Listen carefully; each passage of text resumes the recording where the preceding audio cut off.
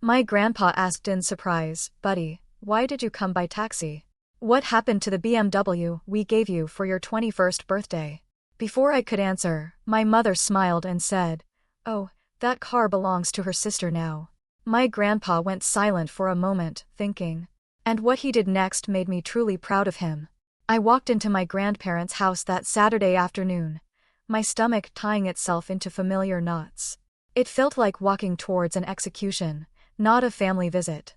Little did I know, the car I arrived without, the one my mother had given away to my sister, was about to become the fuse that ignited an emotional powder keg, finally exploding years of silent injustice. My grandfather, who's 78 but still sharper than a tack, saw me from the steps. His smile faltered, confusion clouding those piercing blue eyes of his when he looked past me to the empty driveway. "Jenna, sweetheart," he said, pulling back from a hug. "Where's the BMW? Did something happen to it?" Before I could even breathe, my mother's voice, dripping with that saccharine sweetness that always made my skin crawl, chimed in from the doorway. She was watching, of course, timing her grand entrance. "Oh, Dad, didn't I tell you? The car belongs to Olivia now." It just made more sense that way. Just like that, the words hung heavy, suffocating the air between us. I watched my grandfather's face shift from disbelief to something hard, something I'd only seen a handful of times in my life. He looked at me, then at my mother, then back at me, his gaze full of an unasked question. "Come inside, Jenna," he said, his voice quiet, but laced with steel. "We need to talk." My grandmother, Ruth, was already in the living room. The moment she saw my face, she knew. She always did, reading people like open books. My mother, oblivious, followed us in, that smug smirk still plastered on her face. "Start from the beginning," my grandfather commanded, settling into his worn leather armchair. "And I want the whole story." So, I told them everything. It started when I was 14. My mom, Diane, had always made it painfully clear that Olivia, my younger sister, was her favorite. Olivia could do no wrong. Her every achievement was celebrated, every failure excused or blamed on some external force. Me? I was the disappointment. The one who never quite measured up, no matter how hard I tried. When I got into nursing school at 21, my grandparents were absolutely ecstatic. They'd always championed my dream of helping people, of working in healthcare. And for my birthday, they gave me that BMW. Not just a car, but a symbol. It was validation. Proof that someone saw my worth, that someone was proud of me. But my mother, oh, she saw it differently. Within a month, her campaign began. Olivia needed a car for her commute to university. Public transportation wasn't safe. Her used sedan was always breaking down. It would just be temporary, my mother insisted, until they could afford something better. And besides, didn't I live close enough to the hospital to take the bus? I said no. I said no a dozen times. This car was a gift, my gift, and I needed it for those brutal early morning shifts and late night rotations. But my mother was relentless. She enlisted my dad, Thomas, who'd deliver these disappointed lectures about family and selfishness. Olivia would cry at the dinner table, claiming she felt unsafe on the bus. Every family gathering became a referendum on my character. "You're being so selfish," she'd announce to anyone who'd listen. "Your sister needs this more than you do. You only care about yourself." The breaking point, the real gut punch, came 3 months ago. I'd just worked a double shift in the ICU, 16 hours on my feet, dealing with a particularly brutal night where we'd lost 2 patients. I came home emotionally drained, wanting nothing more than to collapse. Instead, I found my mother and Olivia in my apartment. They'd used the spare key I'd given my parents for emergencies. My car keys were in my mother's hand. "We're taking the BMW," she announced, as if it was already hers. "Olivia has an important presentation, and her car died again. You can take the bus." I was too tired to fight, too worn down from months of constant pressure and guilt trips. I just handed over the keys. I told myself it would only be for a day or 2. That was 3 months ago. I never got my car back. Every time I asked, my mother had another excuse. Olivia needed it for a job interview. A weekend trip. She was going through a hard time with her boyfriend. Eventually, the excuses stopped. The car is Olivia's now, she'd told me flatly last month. She needs it more than you do. You're just going to have to accept that. I tried to explain all of this to my parents before, but they just wouldn't listen. My father would shrug, tell me to work it out with my mother. My Aunt Paula, when I called her crying one night, told me I was being dramatic. Even some extended family thought I was making a mountain out of a molehill. It's just a car, they'd say. Family is more important. But it wasn't just a car. It was the culmination of 25 years of being treated as less than. Of watching my sister get everything handed to her, while I worked myself to exhaustion for scraps of approval. It was about respect. About autonomy. About something given to me as a gift being stolen and redistributed without my consent. This pattern, it started so early I couldn't pinpoint the exact beginning. I remember being 7, bringing home a perfect math test. My mother glanced at it, said, "Good job," and stuck it on the fridge. But when Olivia brought home a C+ on her spelling test that same week, my mother threw her a party, made her favorite cookies, and called my grandmother to brag about how hard Olivia had worked. In middle school, I made the honor roll every single semester. My parents came to exactly one award ceremony in 3 years. Olivia joined drama club, got a minor role in the school play. They attended every single performance, brought her flowers, took her out to dinner. When I dared to ask why my academics didn't warrant the same fuss, my mother said grades were expected from me, while Olivia's participation in drama was brave and special. High school was more of the same. I worked part-time, saved for college, maintained a 4.0 GPA, volunteered at a nursing home because I already knew what I wanted. Olivia got mediocre grades, didn't work, and spent her time with friends. Yet, when college discussions came up, my parents explained they could only significantly help one of us. And Olivia, bless her, needed the support more because she wasn't naturally capable like me. The twisted logic made my head spin. I was being punished for being responsible. My competence had become the justification for giving me less. So I took out student loans. I worked my way through nursing school, lived in a cramped apartment with 3 roommates, ate ramen more nights than I care to remember, and pulled all-nighter studying between shifts as a nursing assistant. Meanwhile, Olivia lived in a nice apartment my parents helped pay for, got a reliable used car at 19, and had spending money for concerts and trips. When I finally graduated, my parents came to the ceremony, but left immediately for dinner plans. My grandparents, though, they took me out, told me how proud they were, how impressed by my dedication. A week later, they showed up at my apartment with that BMW. A sleek, black 3 Series with tan leather. Interior. Every nurse needs reliable transportation, my grandfather had said, handing me the keys. Especially one who works the hours you do. We don't want you stranded or unsafe. I cried. It was the first time in years someone had prioritized my needs, seen my struggles, and tried to ease them without conditions or comparisons. My mother's reaction when she found out about the car was immediate and cold. She called that same evening, her voice tight. "That's a very generous gift. I hope you thanked them properly." "Of course I did," I'd said, confused by her tone. "Good," she'd continued. "Because your grandparents don't have unlimited resources, you know. They can't just be buying expensive cars for everyone." The implication was clear. I'd taken something that could have gone to Olivia. Never mind my grandparents had their own money. Never mind it was a gift specifically for me, for my accomplishments. In my mother's mind, anything good that came to me was somehow stolen from my sister. The first time she suggested I let Olivia borrow the car, I'd laughed, thinking it was a joke. It wasn't. Olivia's sedan had broken down again, and my mother thought it would be sisterly of me to share. I explained, again, that I needed my car for work, that public transportation wasn't an option for my shifts. My mother sighed dramatically, saying something about how I'd always been the stubborn one. Then came the guilt trips. Every family dinner became an opportunity to mention Olivia's difficult commute, my mother's worry for her youngest daughter's safety, and how unfortunate it was that some people had nice things while others struggled. She never said my name, but everyone knew who she meant. Olivia, to her credit, seemed uncomfortable at first. But as weeks turned to months, she started joining in. Must be nice to have such a reliable car, she'd say wistfully, just within earshot of our mother. I never know if mine is going to start.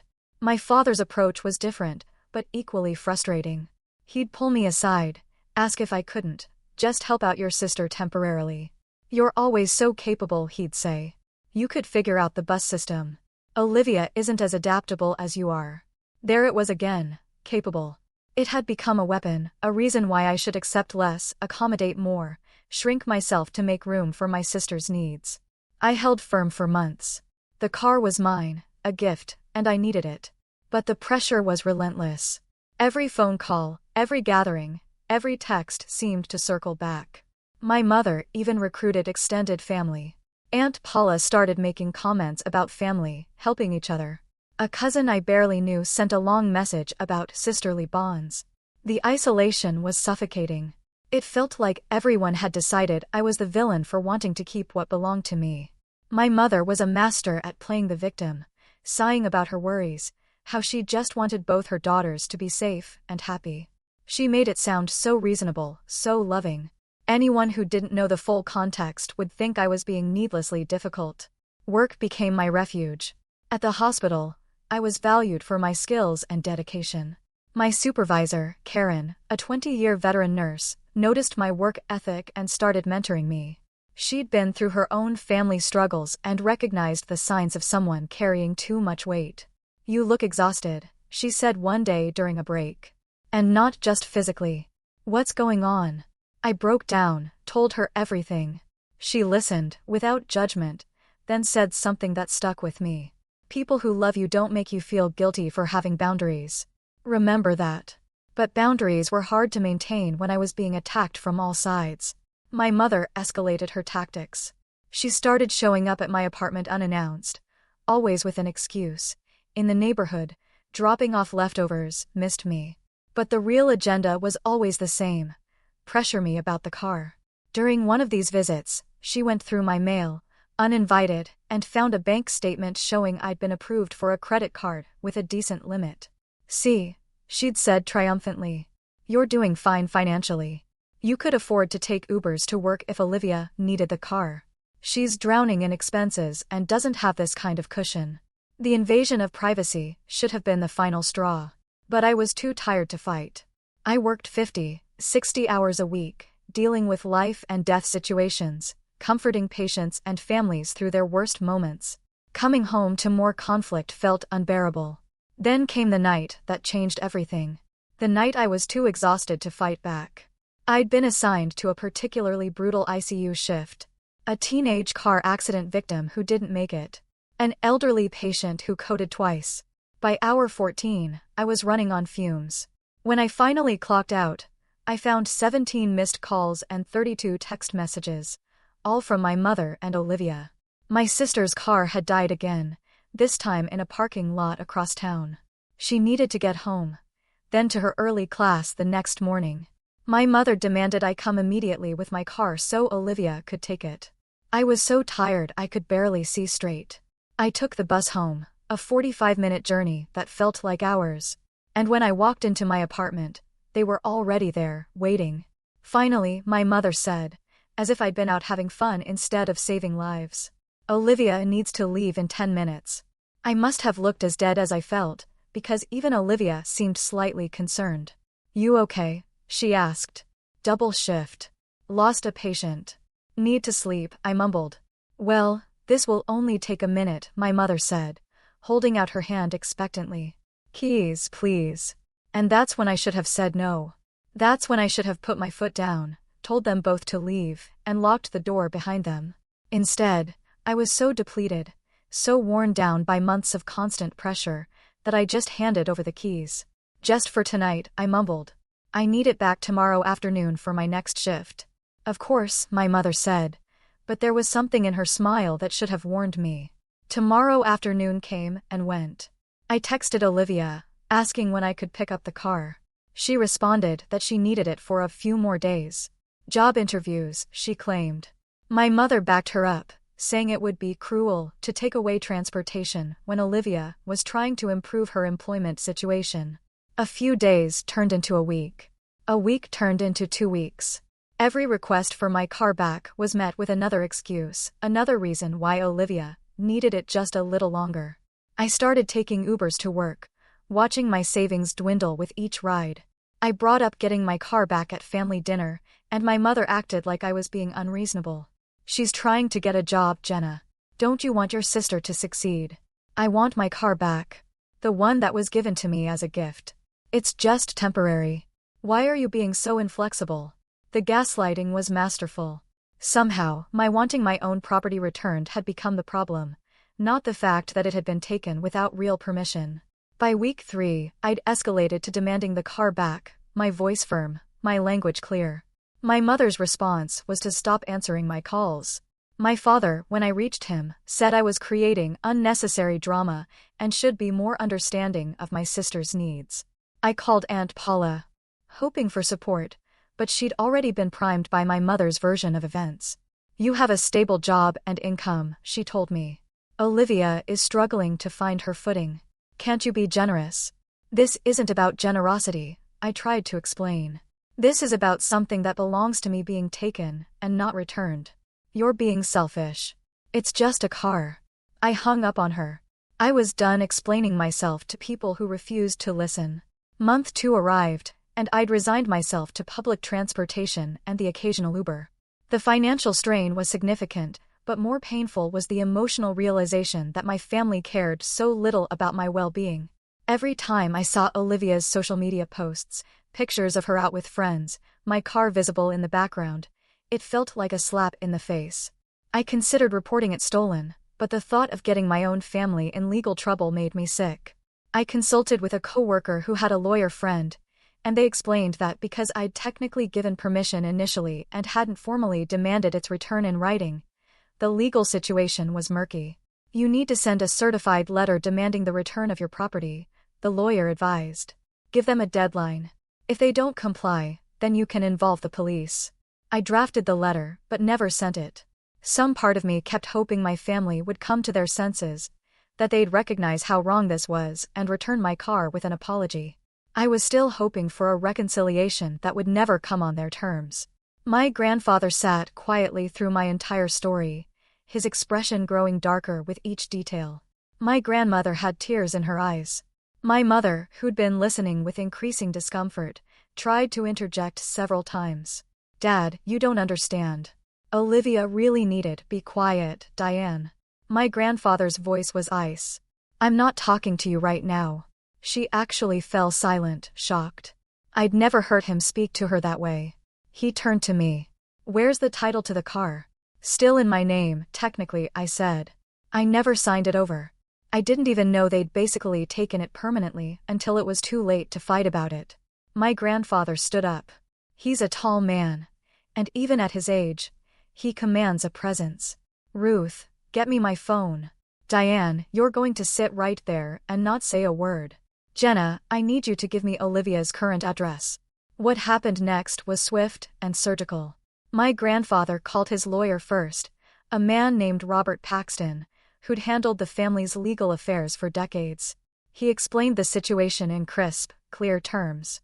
Then he called a towing company he knew and arranged for the BMW to be recovered from Olivia's apartment complex that very afternoon. "But Dad, you can't just," my mother started. "I absolutely can.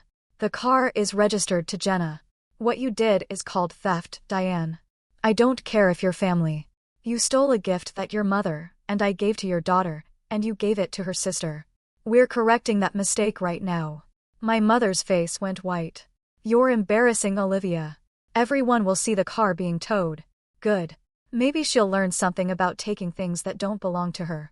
While we waited for confirmation that the car had been recovered, my grandfather sat down with my grandmother, and they had a quiet conversation I couldn't quite hear. My mother was on her phone, frantically texting, probably warning Olivia. 2 hours later, I got a text from an unknown number. The tow truck driver. "BMW secured. Where do you want it delivered?" I gave him my address, hardly believing this was happening. My phone immediately started blowing up with calls from Olivia and my mother, which I ignored. But my grandfather wasn't finished. He called my father next, putting him on speakerphone. "Thomas, this is Howard. I'm calling to let you know that the car Ruth and I gave to Jenna has been returned to her where it belongs. I'm also calling to tell you that your behavior in this situation has been completely unacceptable. You stood by while your wife stole from your own daughter and made her feel worthless in her own family. My father tried to sputter some excuse, but my grandfather cut him off. I don't want to hear it. Here's what's going to happen. Ruth and I are updating our will this week. Diane's inheritance is being significantly reduced. That money will be placed in a trust for Jenna instead, which she'll receive when we pass. Additionally, we're setting up a separate fund for her now, enough to cover any expenses she has while she finishes her nursing residency and gets on her feet. Consider it reparations for years of terrible parenting. I gasped. Grandpa, you don't have to. He held up his hand. Yes, I do. Your grandmother and I have watched this favoritism for too long. We kept hoping your mother would grow out of it, that she'd see what she was doing to you. But she hasn't, and we're not going to enable it anymore. My mother was crying now, ugly, angry tears. You're punishing me for trying to help both my daughters. You're choosing Jenna over me. No, my grandmother said, speaking for the first time. Her voice was firm but sad. We're correcting an imbalance that you created. We love both our granddaughters, Diane. But you clearly don't, and that breaks my heart. The implications of that statement hung heavy in the air. My mother looked like she'd been slapped. The room fell into a tense silence after my grandmother's words. I could see my mother processing what had just happened, her face cycling through shock, anger, and something that might have been shame if she'd been capable of genuine self-reflection. But my grandfather wasn't done. He pulled out a small notebook from his jacket pocket. He'd always been the type to keep meticulous records. He flipped through several pages. Do you want to know what finally made me realize how serious this was? He asked, looking directly at my mother. It wasn't just today. Ruth and I have been keeping track for the past 5 years. We thought maybe we were imagining things, that we were being oversensitive because we're old, so we wrote it down. He adjusted his reading glasses and began recounting entries. June 2020, Jenna graduates nursing school with honors. We attend her graduation. Diane and Thomas arrive late, leave immediately after the ceremony, don't attend any celebration. November 2020, Olivia changes her college major for the 3rd time. Diane posts on social media about how proud she is of Olivia's journey of self-discovery, and shares 12 photos from a celebratory dinner. My mother opened her mouth to protest, but my grandfather continued. March 2021, Jenna is promoted to a specialized position in the ICU after only 8 months, something her supervisor told us typically takes several years. We call to congratulate her. Diane, when we mention it, says that's nice and changes the subject to talk about Olivia's new boyfriend. May 2021, Olivia fails 2 classes and needs an extra semester to graduate. Diane spends 3 hours on the phone with us explaining all the reasons it wasn't Olivia's fault: bad professors, unfair grading, personal stress. I'd never realized my grandparents had been paying such close attention. Hearing it all laid out chronologically was jarring. Each example alone seemed small, potentially explainable. Together, they formed an undeniable pattern. September 2021. We give Jenna the BMW for her birthday. Within a week, Diane calls us asking if we'd considered that Olivia might also need help with transportation. December 2021. Jenna works through Christmas Day at the hospital, because several nurses called in sick. Diane complains at Christmas dinner that Jenna always prioritizes work over family and ruins holidays. Olivia, who slept until noon, is praised for bringing such wonderful energy to the celebration. My grandmother picked up where my grandfather left off, her voice steady but sad. February 2022, Jenna mentioned she's been having trouble sleeping due to stress from work and family pressure. I suggest she talk to her mother about it. Diane's response, which Jenna told me about later, was that stress is part of being an adult and that she needs to toughen up. That same month, Olivia has a minor disagreement with her roommate. Diane drives across town at midnight to comfort her and brings her home to stay for a week. My mother found her voice shrill and defensive. You're taking everything out of context. You're making me sound like a monster. I love both my daughters equally. Then show it, my grandfather said simply. Because for years, your actions have told a different story. He closed the notebook and set it on the table between us. This isn't about the car, Diane. The car is just the breaking point. This is about 25 years of making one daughter feel invisible, while the other gets unconditional support and endless second chances. Jenna has worked herself to exhaustion, trying to earn a fraction of the attention and approval you give Olivia freely. That's not fair, my mother protested. Jenna never needed me the way Olivia does. She's always been independent, always figured things out on her own. Olivia needs more support. Do you hear yourself? My grandmother asked gently. You're saying you neglected one daughter because she was competent enough to survive the neglect. That's not parenting, Diane. That's failing the child who made it easiest for you. The words landed like physical blows. I'd never heard anyone articulate exactly what I'd felt my entire life. I'd been punished for being low maintenance, for not demanding attention, for making my mother's life easier by requiring less. My grandfather stood and walked to the window, looking out at the garden before turning back to face us. When Jenna was 16, she won a scholarship competition. Do you remember that, Diane? My mother frowned vaguely. It was a $5,000 scholarship for an essay about community service. She'd been volunteering at that nursing home for 2 years by then. The awards ceremony was on a Tuesday evening in April. Jenna asked if you'd come. Do you remember what you said? My mother was silent. You said you couldn't make it because Olivia had a friend coming over for a school project and you needed to be home to supervise. Jenna told us she understood, that it wasn't a big deal. But Ruth and I went to that ceremony. We watched Jenna walk up on stage to accept her award and shake hands with the judges. She was beaming with pride. Then we watched her face scan the audience looking for you. The moment she realized you weren't there, something dimmed in her eyes. I'd forgotten about that night. Or maybe I'd buried it. But hearing my grandfather describe it brought everything back. The excitement. The hope that maybe this achievement would finally get my mother's attention. The crushing disappointment when she didn't show. She was 16 years old, my grandmother added softly.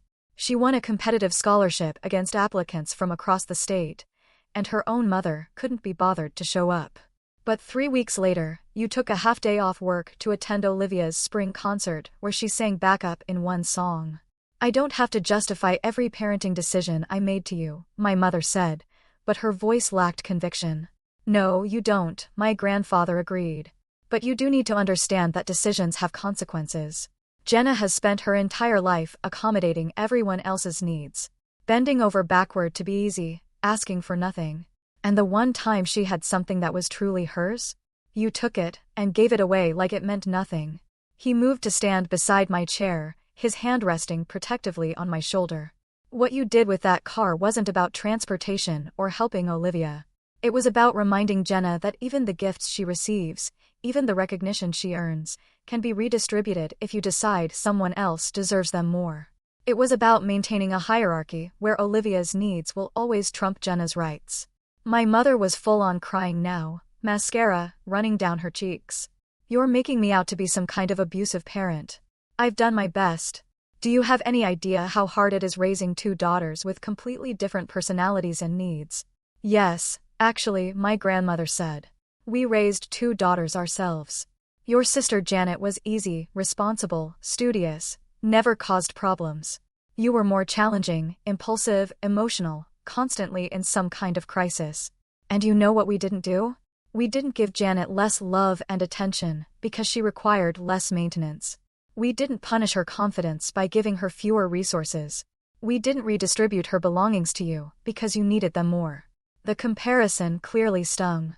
My mother had spent years playing the victim, casting herself as the parent struggling with an ungrateful daughter. Having her own mother call out the pattern publicly was a shock to her system. My grandfather pulled out his phone and made another call, this time to his lawyer, Robert Paxton. He put it on speaker. Robert, it's Howard Winters. I need you to start drafting an amendment to our will. Effective immediately, we're reallocating portions of Diane's inheritance to establish a trust for our granddaughter, Jenna. I'll email you the specific amounts later today, but I want the paperwork started now. Understood, Howard, Robert's voice came through clearly. I'll have the preliminary documents ready by Monday. Will you need this expedited? Yes, I want everything finalized within 2 weeks. Consider it done. My grandfather ended the call and looked at my mother. That trust will be irrevocable, Diane. When Ruth and I pass, Jenna will be provided for, regardless of what you or Thomas do. She'll have money for a house, for emergencies, for building a life, without having to constantly struggle. Consider it compensation for the inheritance of parental love and support that she should have received, but didn't. My mother stood abruptly, her purse clutched to her chest like a shield. Fine. You've made your point. You've humiliated me, threatened to disinherit me, and turned my own daughter against me. I hope you're satisfied. No one turned Jenna against you, my grandmother said quietly. You did that yourself. One dismissal at a time, one redistribution of affection at a time. We're just finally acknowledging reality. My mother stormed toward the door, then stopped and turned back to me.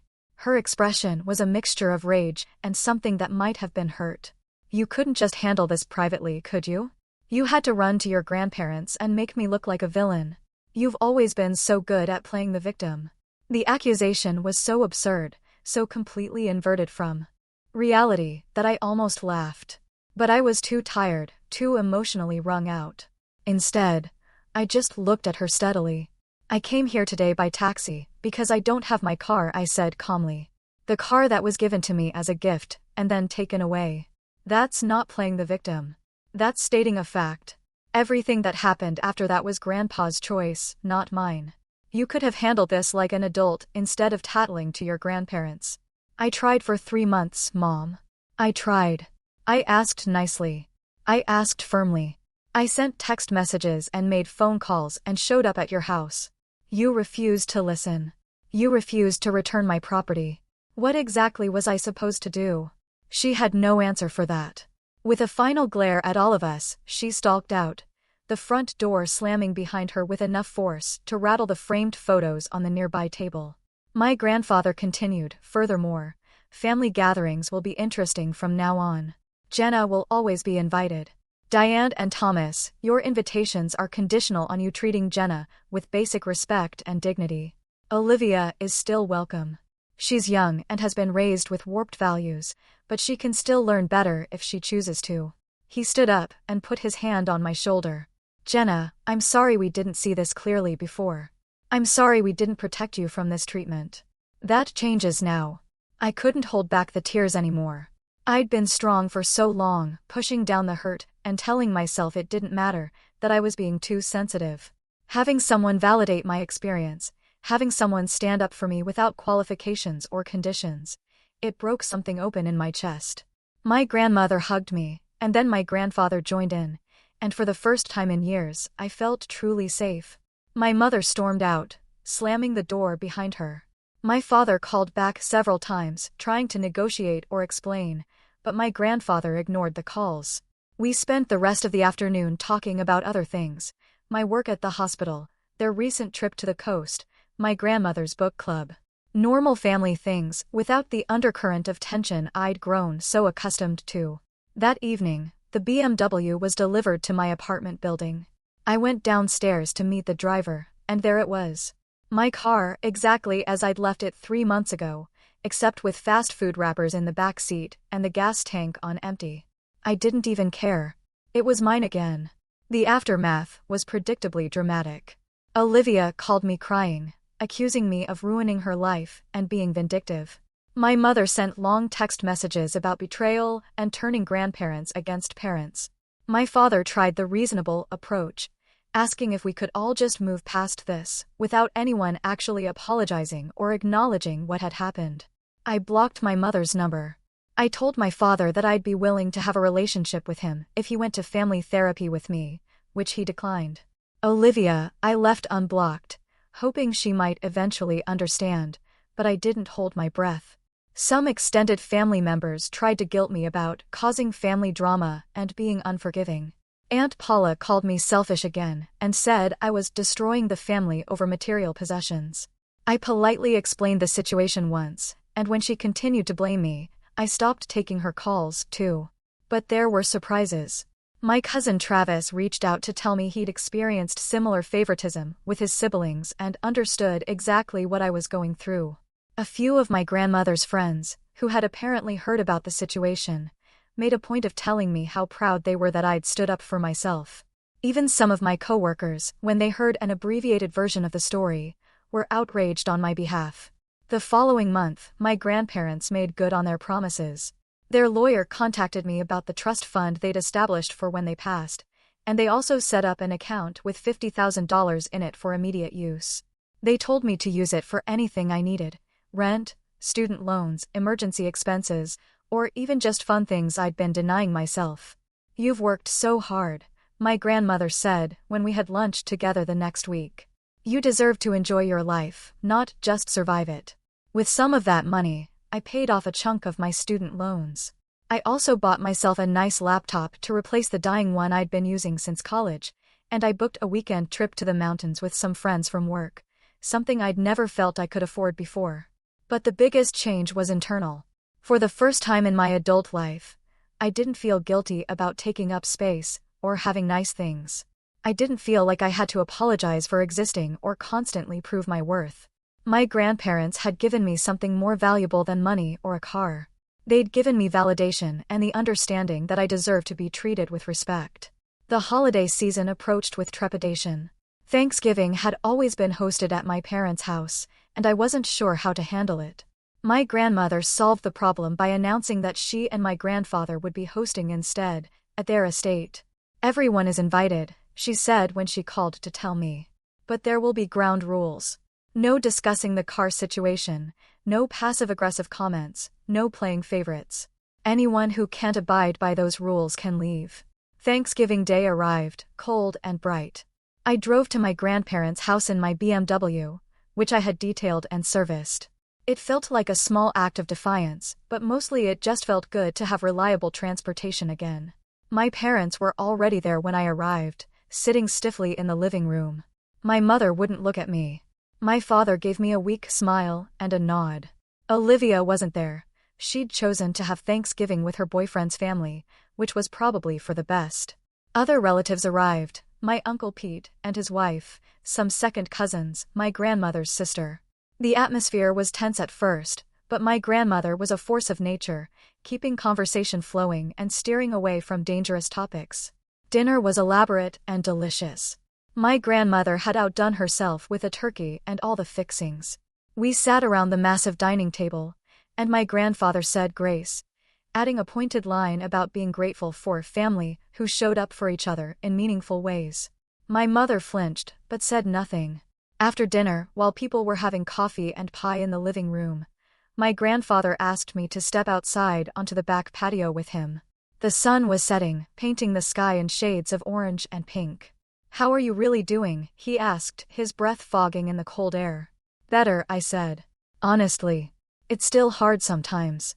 I miss having a normal family, or at least the illusion of one, but I don't miss feeling like garbage all the time." He nodded. "Your grandmother and I have been talking.